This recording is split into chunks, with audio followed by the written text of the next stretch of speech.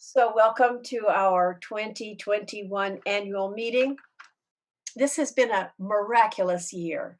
I know that it's also been a tiring year, an exhausting year, a heartbreaking year, a frustrating year, an aggravating year, but it has been miraculous as well, particularly where Trinity Church has been concerned.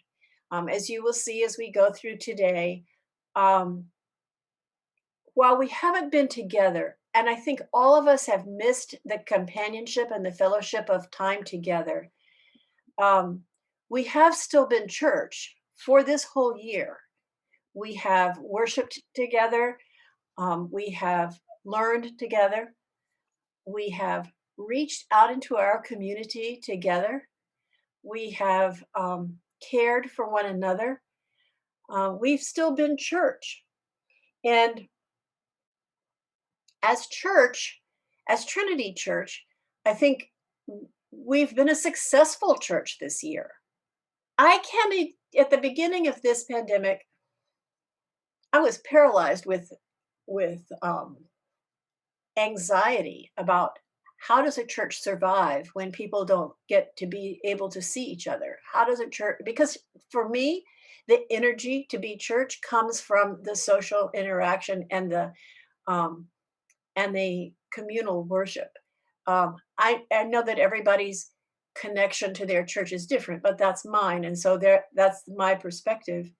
So I have to say that you, as members of the church, and all the members of the church who are not here as well, um, have done what you could to support the church in every way, and it has been incredibly successful. We have come to the end of the year, um, not in any kind of debt. In fact, just the opposite. We have uh, increased our financial position. We have grown closer to the option of calling a rector for Trinity Church. We have received some new members. Can you imagine? We have new members in our church that have come to us during the pandemic. So while we are going to look back at this past year to find out, to look at a little bit of what has happened, we're really going to spend today looking at what this coming year is going to bring. Um, I want to say we're going to choose new vestry members, and right this minute, what I want to do is say the largest thank you I can muster. I mean, the largest thank you you can imagine to those who served on the vestry and are now rotating off because the vestry term is for 3 years. Because in this time, do you know that when I arrived here at Trinity Church, the senior warden told me that her expectation was that she had been elected to close the church. We, you, have managed to resurrect Trinity Church. It's not that it had gone away. It's not that its faith had lessened, but it had been through hard times. And that happens to churches sometimes. It had been through hard times. You had been through hard times if you were a member of the church at that time. And the action, the participation of the members of the church, the work that the members of the church have done, especially those all of the vestry members, but those who served the last 3 years, have been from hard times through their own hard work to better times for sure. And you've done it for the benefit of the church and all of those rest of us who participate. All of us owe an enormous thank you to Karen Teague, Chad Winkler, and Kate Reichert, who are leaving the vestry, and to all of the other vestry members who are going to continue.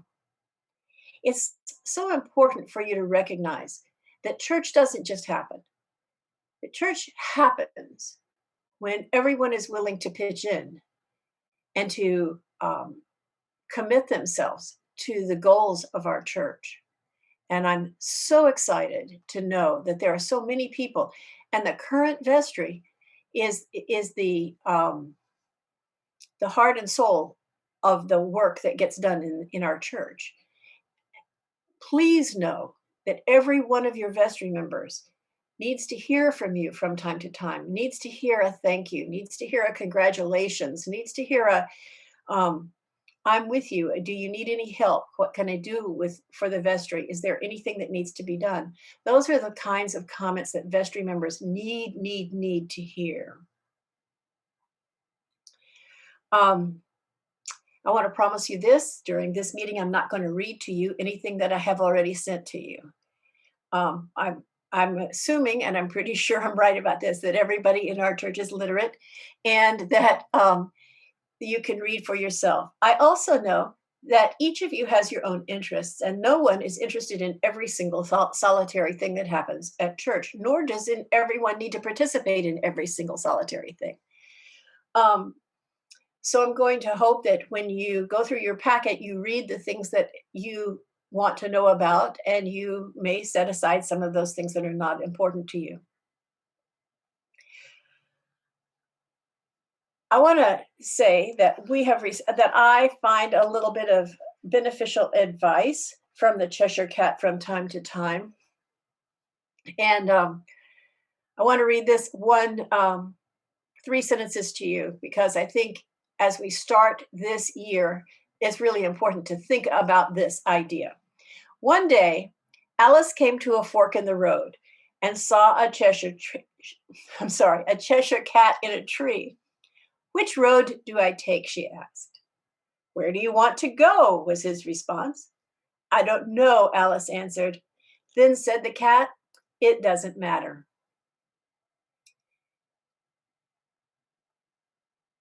There are many things to be accomplished in this year. The primary one is to call a new rector for Trinity Church. Actually, this will be the first time that you have called a rector for this church because until now, every person who's been called to Trinity Church has been called as vicar to Trinity Mission. Now that you are full church, with full status in this diocese, you call a rector. Lots of things have changed. In order for can you imagine this scenario? Can you imagine that the new rector comes and some of you say, "Oh, I wish I'd been able to tell you what I think because these are the things that I think are important." And it doesn't look to me like you picked somebody who could do that. Why would we want to be in that position? We don't want to be in that position. You don't want to be in that position. This is your chance to say what it is you do want, what it is that is important to you. If you were hiring that person, what would be the things that would be on your list to look for? Please fill out the questionnaire that's been on the internet, been sent to you.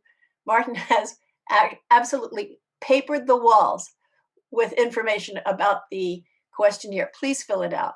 Please submit it because that's the way we get to a place where nobody has to say, well, it doesn't matter because nobody cares. I know that you do. I know that you do care. In conversation, you have no problem telling me what it is you would like to have in a rector. But if we don't have it on a piece of paper for the vestry to collate and to put together into a picture of that person, it won't happen. So please, number one, top of the list, please fill in your questionnaire. It's the next step into the year of 2021. So if you look in your packet, as you look through your packet, you will see that the first portion of it is a review of 2020. And the overview is a bullet list of things that have happened during this year. Some of them are important. Some of them were just interesting. Some of them may have applied to you. Some may not. There is also an overview of what happened in outreach. I want to point out to you quickly that when we get to the budget, in the outreach column, there are 3 items.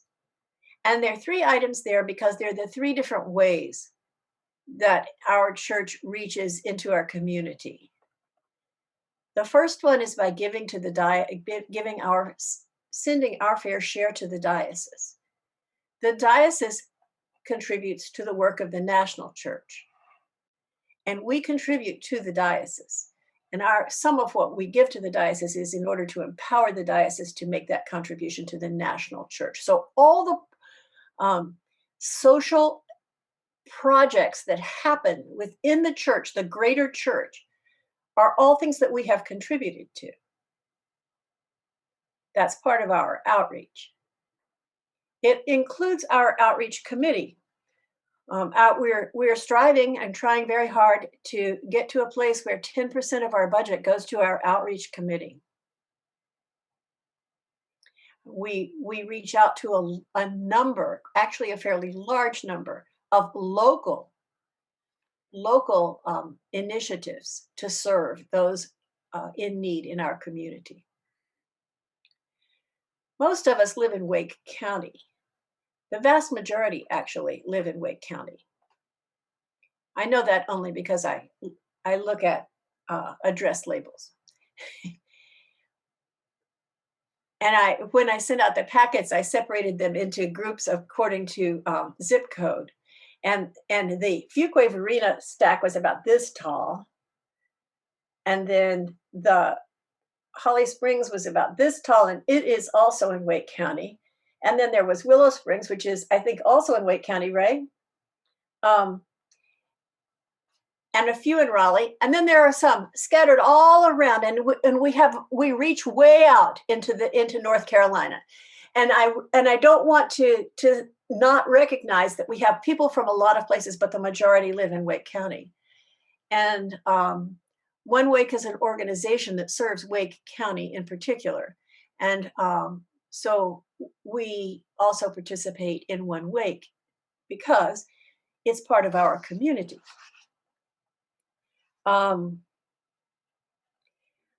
Next, I want to introduce to you the new the nominees for new members of the vestry. We have a vestry of 9 people.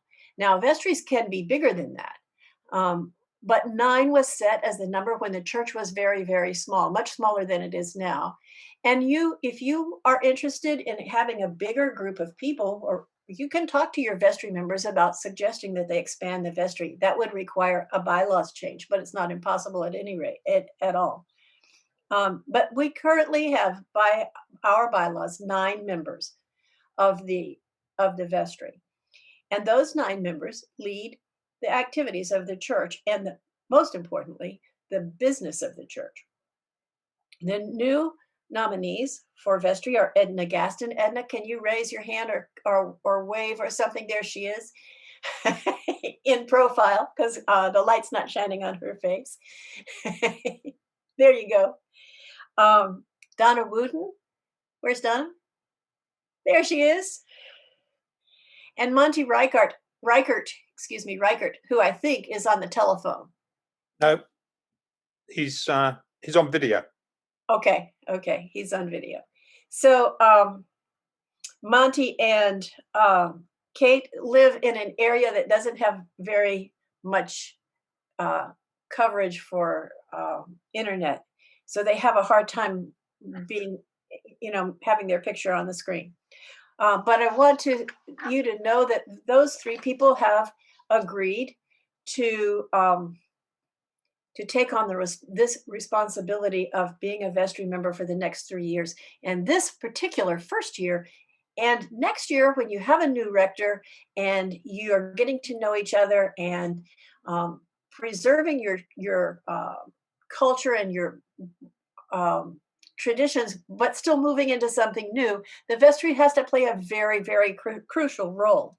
Now, according to our bylaws, I need to ask if there are nominations from the floor. But before I do that, let me tell you that if you nominate someone from the floor, that person has to have already agreed to stand for election, and they have to be prepared to do that for the whole 3 years. Do we have any nominations from the floor?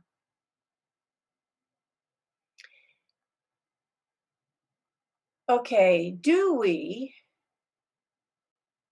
have a motion to elect by acclamation? I'll make a motion that we move by acclamation. Do we have a Thank you, Robin. Robin? Robin seconded. Thank you, Robin. All in favor, hands? Thank you very much. Thank you very much. That passes. So those 3 members, congratulations, are new members of the vestry by elected by acclamation. We have your 2020 financials and your 2021 budget in your in your packet. Let me ask you this. How many of you have read this? Oh, good. Frequently, people see the financial statement and they just keep on going. And that's really okay, because if you don't know how to read it, it wouldn't do you much good at all. I'm gonna give you a few. If you will turn to the page that looks like this one, it doesn't have a lot of columns. It's just a piece of one set of information going down the middle of the page. This is called a balance sheet. And it doesn't give you a lot of information about why you have the money or what you're going to do with it. But it does tell you how much money there is. And I think that it's really important, especially when we are considering calling a new rector, for you to understand why it's okay to do that. Even if you see a small deficit in the budget. So let's look at this and think for a minute together, if that's okay with you. The first thing it says is current assets. In current assets, it has 2 things. It has a checking account and savings account, and the total of that is $108,930.23. $108,930.23.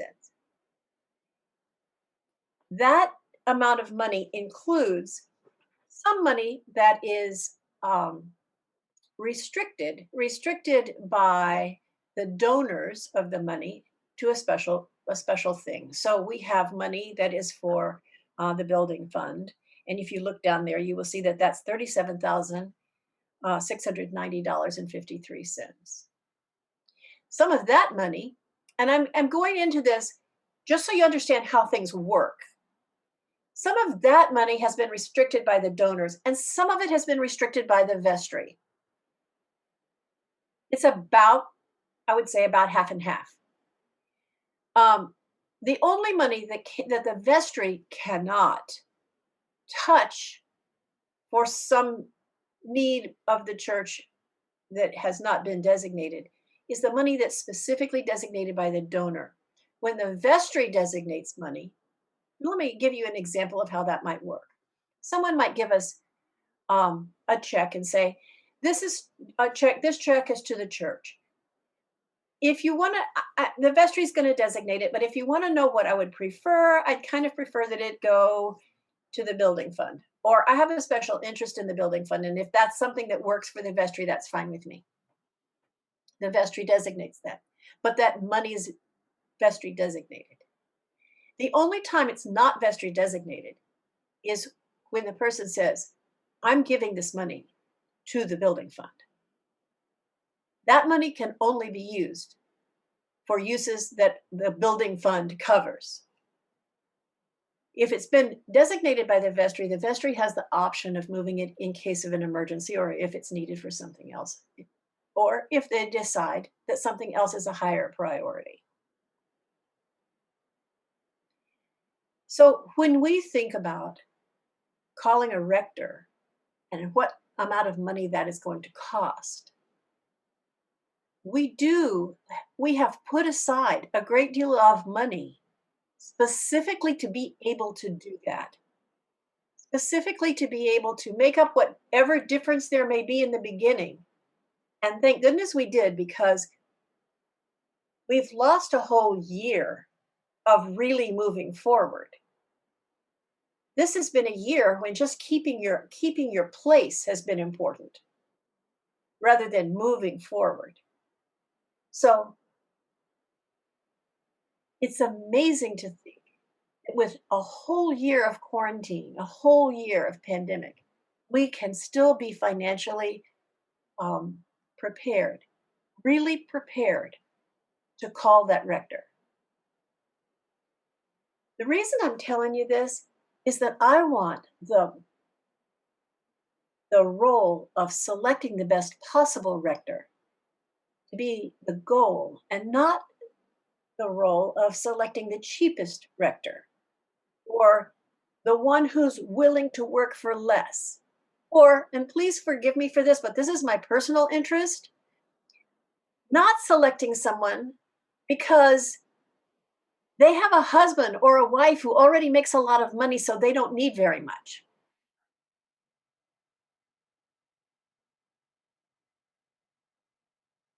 You don't ever want to be the person that hires someone and doesn't pay them what they are, the full value that they have for you. You always want to pay someone what they have earned.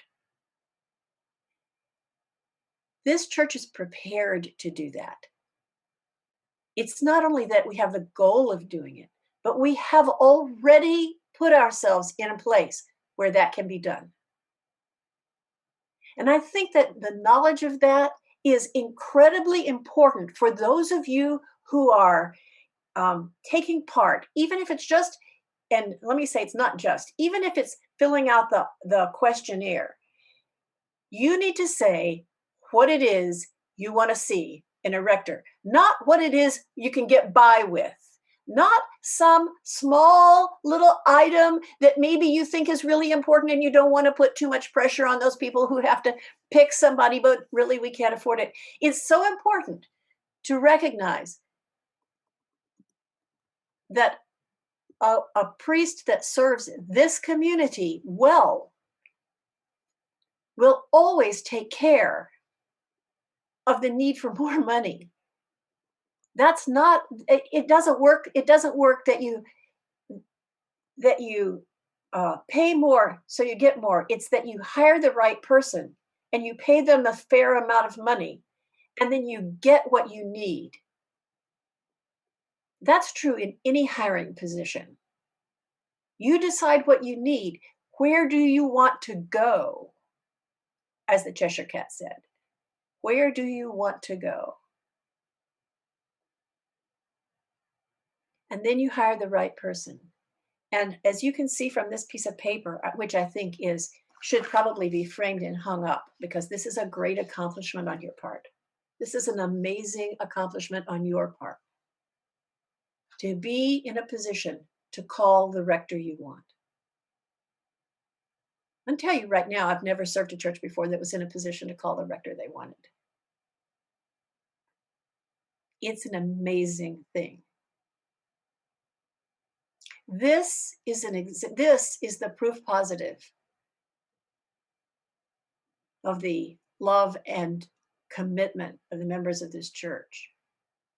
Something that you all should all be taking a great deal of pride in and be really willing to express to this new person when they arrive. No priest who comes to this church has to do everything themselves. No priest who comes to this church has to take what they get second best from the parish. It's not that way at all. This job is a plum position from the point of somebody who's looking for a new place to serve.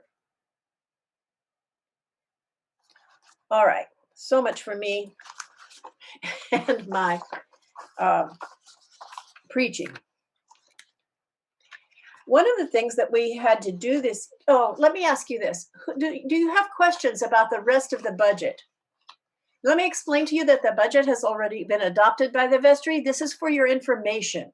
So if you have questions or comments about the budget, you need to ask them now so that you're not in the dark or disgruntled through the year.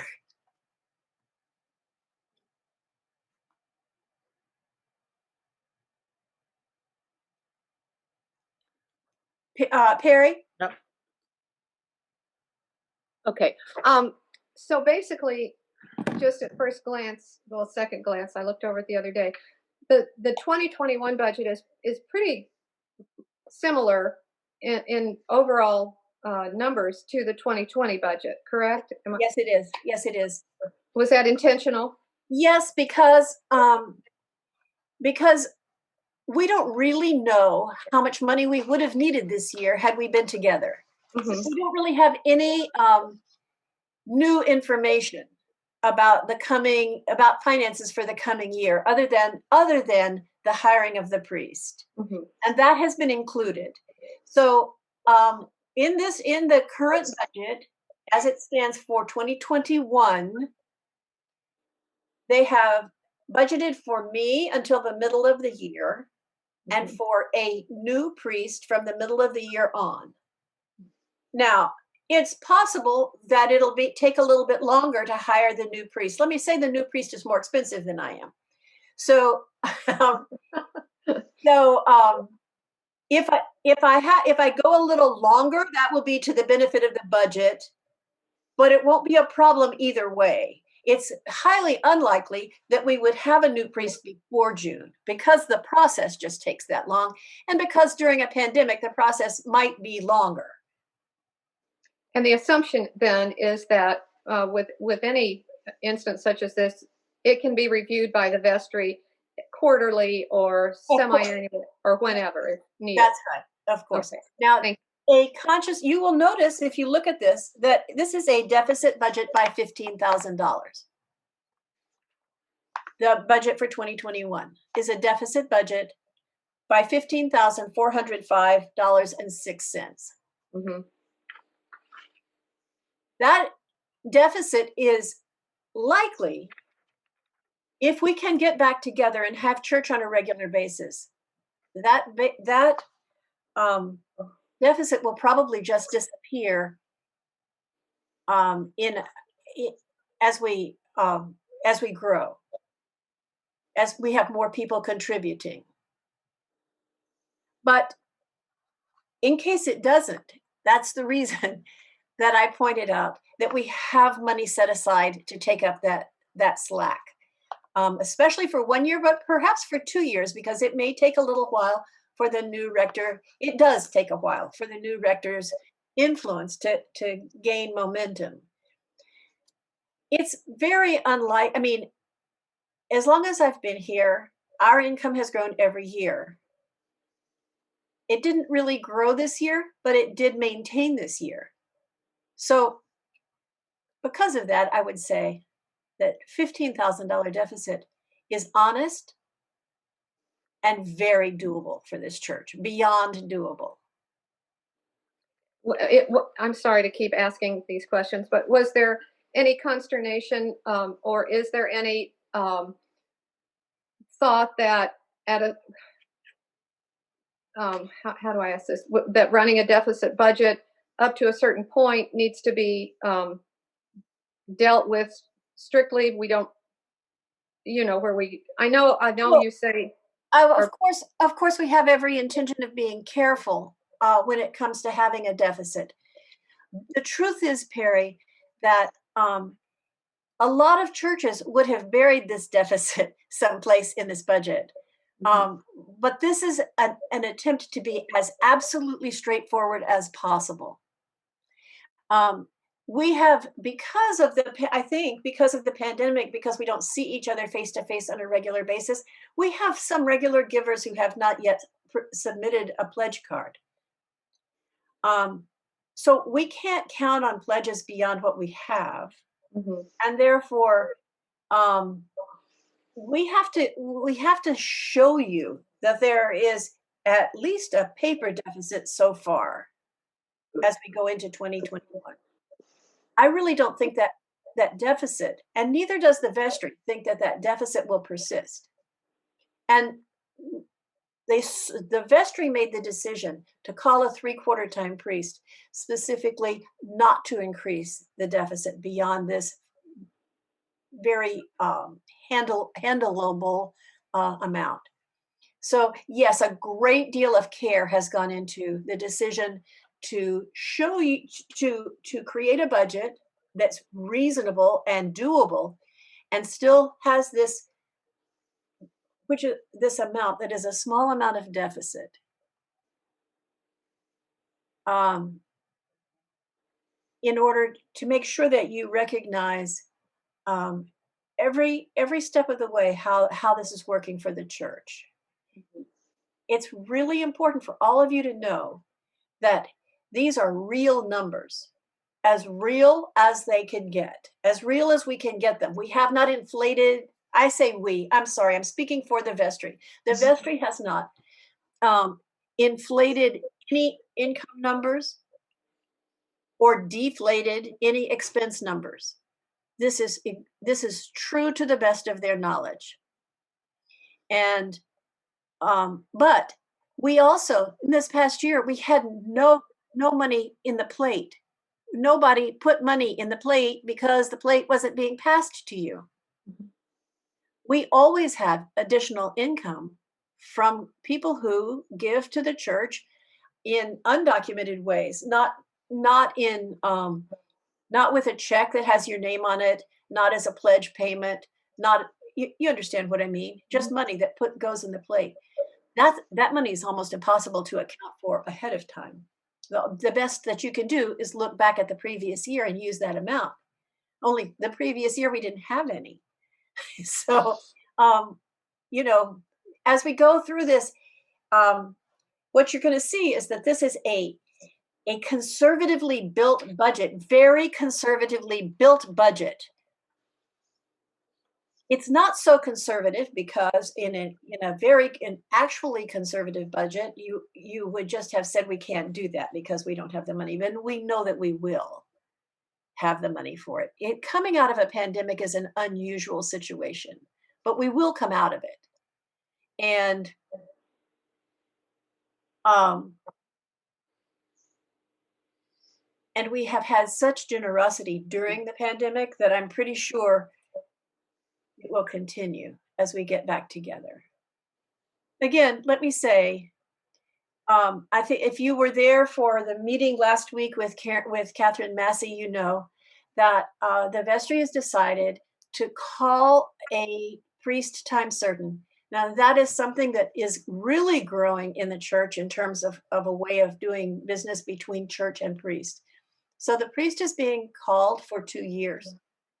And after the first year, or about halfway through the second year, negotiations will begin to, if everything has worked out well, and if the church still has enough money, um, to hire that priest full, going forward full time, or even not full time, however the situation is.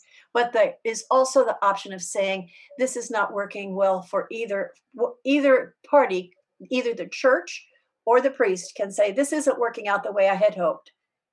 And it's over. So you're not committing to more than 2 years, which is another very conservative. Right in the bank right now, there is the $30,000 that would be required to have a priest for 2 years at a deficit budget. It's really safe. It's a really safe move. Harry, did Thank that you. answer your question? Yes, thank you. That was very Okay. helpful. We've got Robert has a question, Mother Susan. Sure. It actually wasn't a question. I was just going to say what you just ended up saying, which is that we're only hiring the priests for 2 years, and we've got the money saved up to cover that in case things don't, the budget doesn't grow. Thank you, Robert. Thanks, Thank you. Anybody else? questions, problems, issues with the budget? Please tell me now.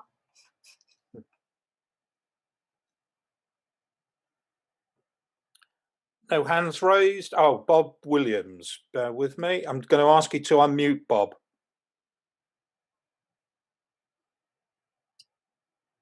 I'm curious to see a balance. For instance, you've mentioned that there's one or more regular givers or pledgers that we haven't heard from yet. If you could estimate how much might still come in from those parties, 1, 2, 3, however many, how does that compare against the 15,000 deficit? Okay, let me ask just a moment. Susan, can you tell us the total amount of outstanding pledges for, if the same people pledged last year, the same amount of money? Yeah. She's going to get it for you. Okay, just curious. No, it's okay. It's a great question.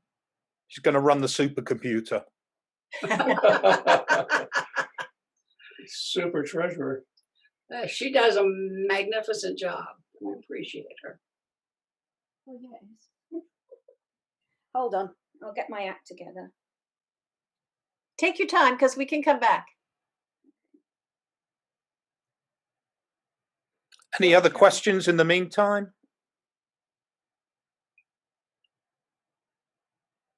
Okay, so the number of people that have yet to pledge, it's just a little over $11,000.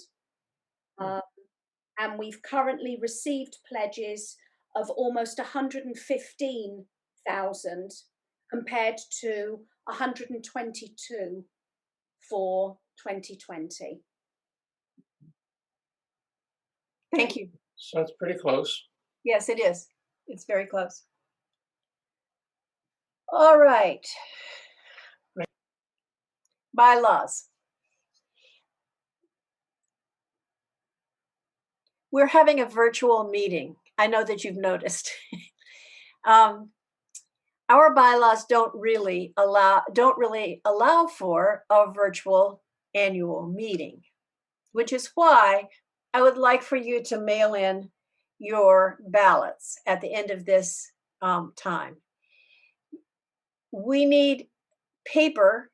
So far, we need paper ballots to show who's been elected to the vestry, and and that you have adopted the bylaws. Now, these bylaws are very much standard bylaws. They, however, allow for virtual meetings. And it's that reason that we had to do it now, because we can't go forward with virtual life until we pass the bylaws. These bylaws have already been approved by the diocese, and the diocesan the chancellor of the diocese has helped. Isn't that who it is? Mother Susan, I think Deacon Bob is unmuted. So okay. Okay. They have not been approved by the diocese, but they have been placed before the chancellor, and the chancellor has given us advice and said that send it back to him for his consent is the way we are standing right now. Right. And that has to happen after March 6th, because that's when the diocese okays what we're doing. Right. Okay. So the thing is that the chancellor has aided us in the production of them. So whatever problems the diocese may have had with them has already been resolved, to the best of our ability, because the chancellor has been working with Bob and his committee. And thank you so much to that committee that did that work. Yeah, Bob Williams and Robert Rubin, thank you. Great, thank you so much. So I'm going to ask you let's have a motion. Do you have questions about the bylaws or problems with the bylaws?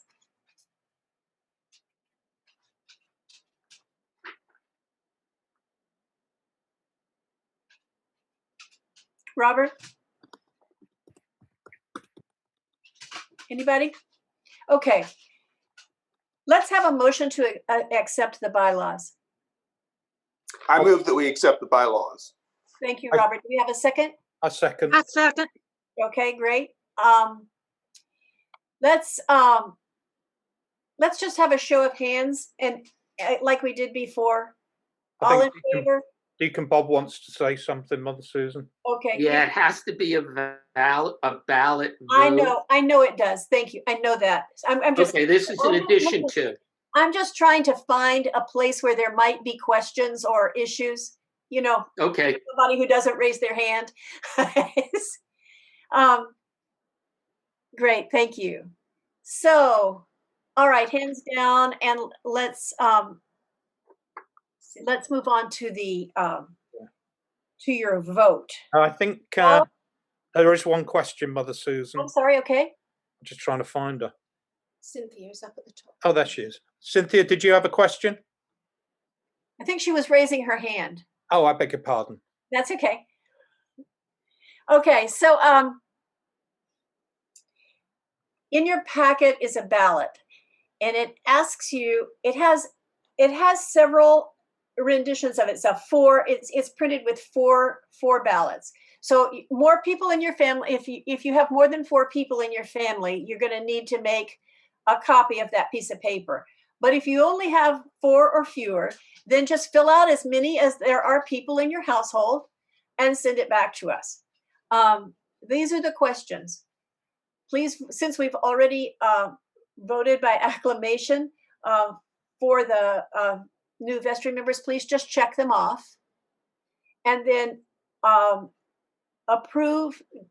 check to approve the bylaws and send it in to us in the stamped envelope that's in your packet.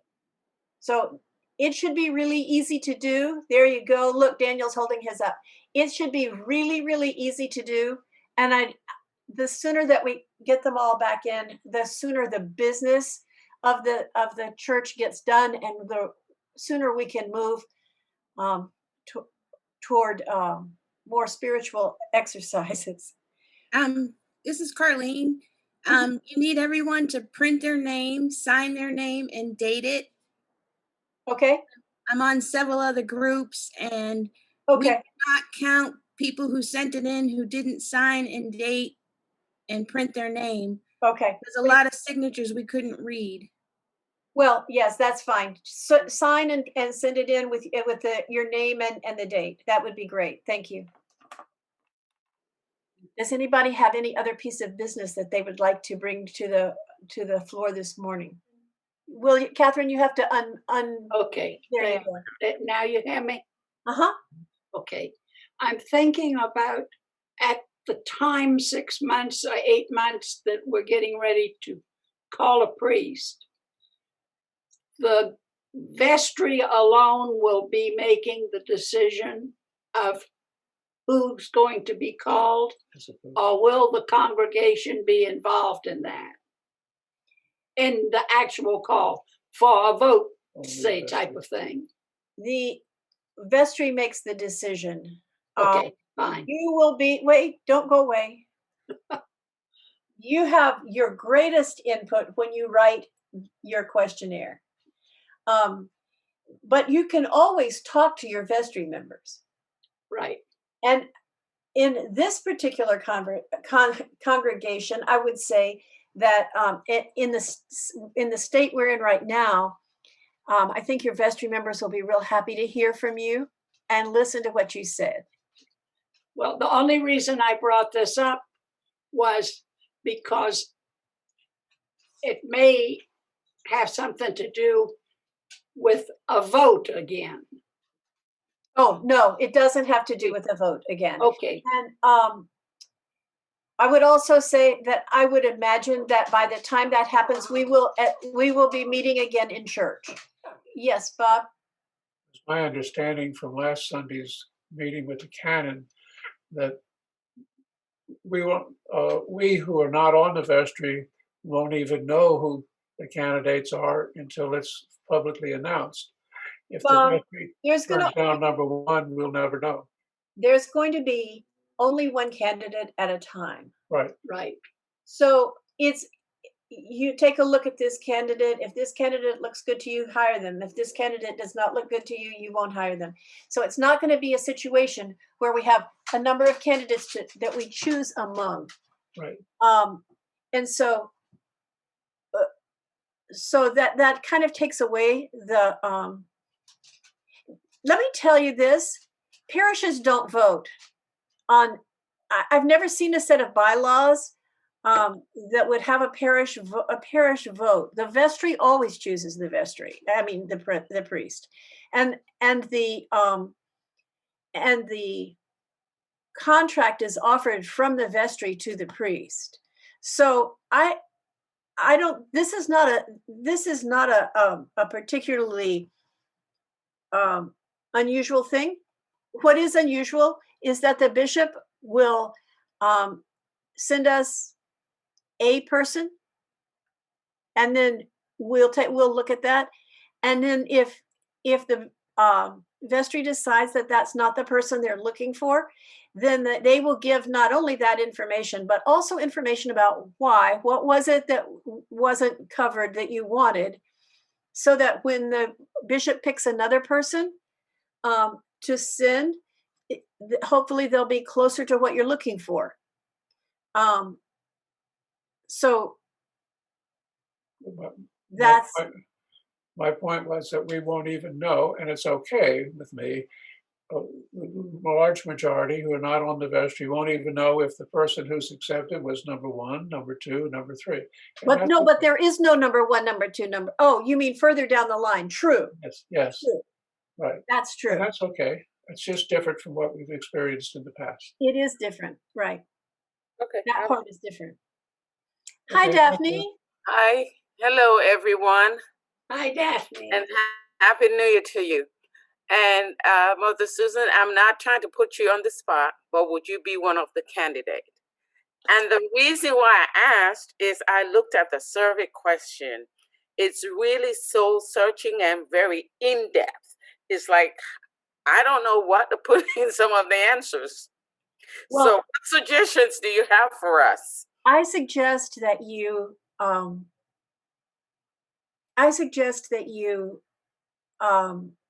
really give it a lot of thought, and that this is my real suggestion, that you give more information than you think they could possibly ever use, because somewhere in that information are the pieces that are most important, and those won't be known until all of them are put together and we see this person said this and this person said the same thing over here, and we saw the same thing over here, and so the same thing over there.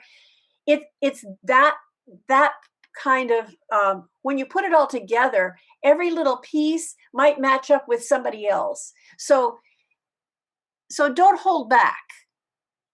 Don't think you're giving too much information or too big an answer, or just be as broad as you can be in terms of what kind of things are important to you. Thank you. Let me ask. We've got Perry. Perry's. And Nancy, did you have a question as well? If you did, just wave and I'll ask you to unmute. No, he's talking. It's quite possible I did something wrong when I was filling out the survey, but I might suggest that you set aside enough time to finish it in one sitting, because I filled out a few and went back to finish it, and I had lost everything I had put in previously. So I don't know if you have a suggestion to alleviate that problem, or just to suggest that we allot enough time to do it in one session. Is that a problem with anybody else? Martin?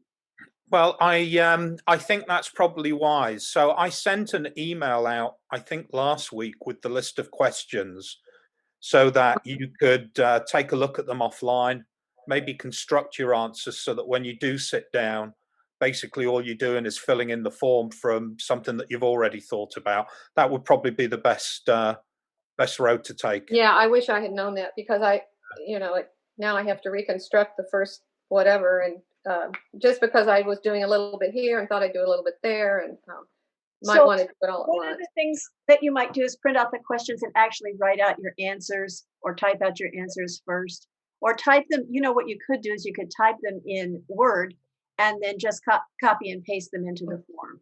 Okay, thank you. So I hadn't done anything wrong. It just didn't work, I guess. Sorry. I don't know about that. I just want to really tell you all that if I think you know what you want.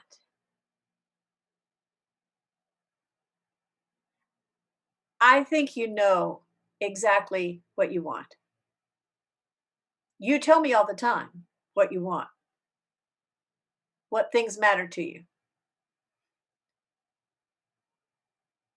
If anybody wants to just call me and chat about it, you're welcome to. I have a question on a different topic if everybody is ready. I think Grace may have a question, Mother Susan, if it's... Okay, Grace? Grace, you're muted. Can you unmute yourself? There you go. Okay. I'm good. I didn't raise my hand. Okay. Oh, sorry. I mean, I understand your process, and of course, being new to Trinity and you having such an important role in my spiritual life, Mother, it's very hard for me even to envision Trinity without you. So I will let it go at that, because to me, if it wasn't for you and your direction, I certainly would not be part of this faith-filled community. Well, I'm glad you're here. Very glad you're here. I'm thinking about a kind of a Bible study for Lent that would be about as many classes as there are weeks in Lent, and it would be especially for people. You can certainly do it individually, not any problem with that. But I would like to include whole families. If people have families, I'd like for them, especially if you have kids, but even if you have nieces and nephews or anybody that you'd like to include, I'd like to do it in family groups if that's something that that you all would be interested in doing. I want to tell the story, not read it, not read any. I'm not going to talk about reading any commentary on it. I just want to tell the story of the promise to Abraham and how it was handed down through. It's definitely an Old Testament study, how it was handed down through generations, how they lived it, and how it connects directly to Jesus and the institution of communion. Would anybody be interested?